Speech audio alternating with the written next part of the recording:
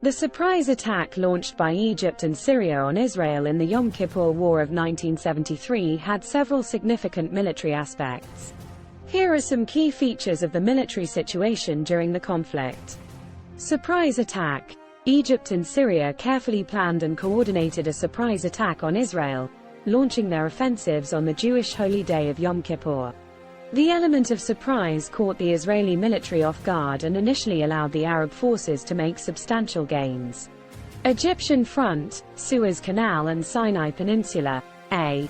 Crossing the Suez Canal, the Egyptian military, led by Field Marshal Abdel Nasser, launched a massive artillery and air bombardment along the Suez Canal, known as the Missile War.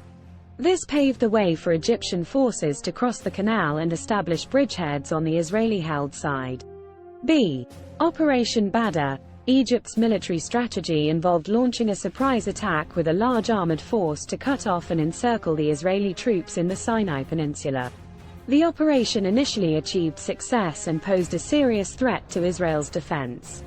Syrian front, Golan Heights. A. Syrian assault. Syrian forces, under the leadership of President Hafez al-Assad, attacked Israeli positions in the Golan Heights, a strategic plateau captured by Israel in the Six-Day War.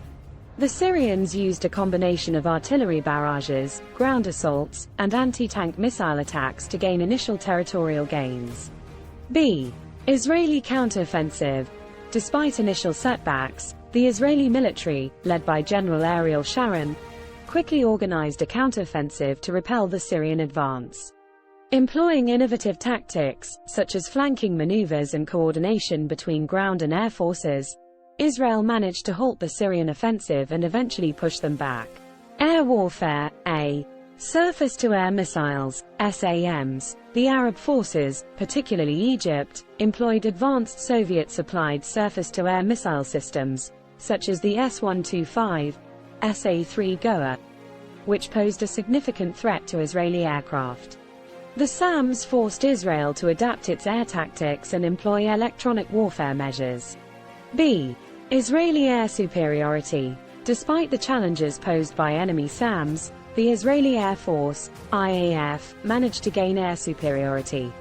The IAF launched numerous airstrikes, targeting Egyptian and Syrian airfields, command centers, and supply lines, while also providing close air support to ground forces.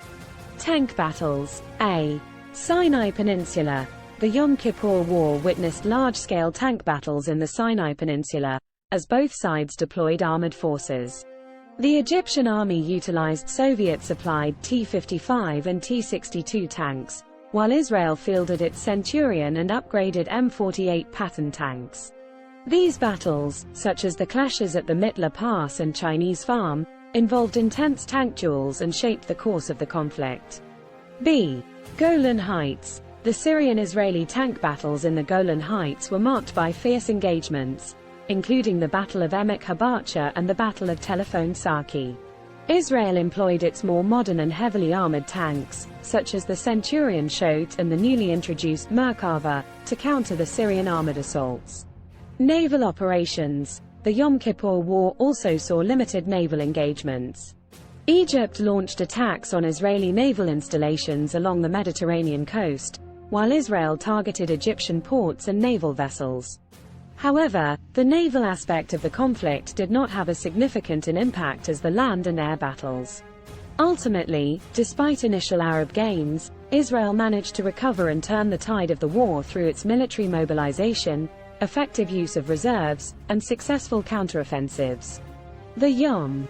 Like the video and subscribe for more videos. Thanks for watching.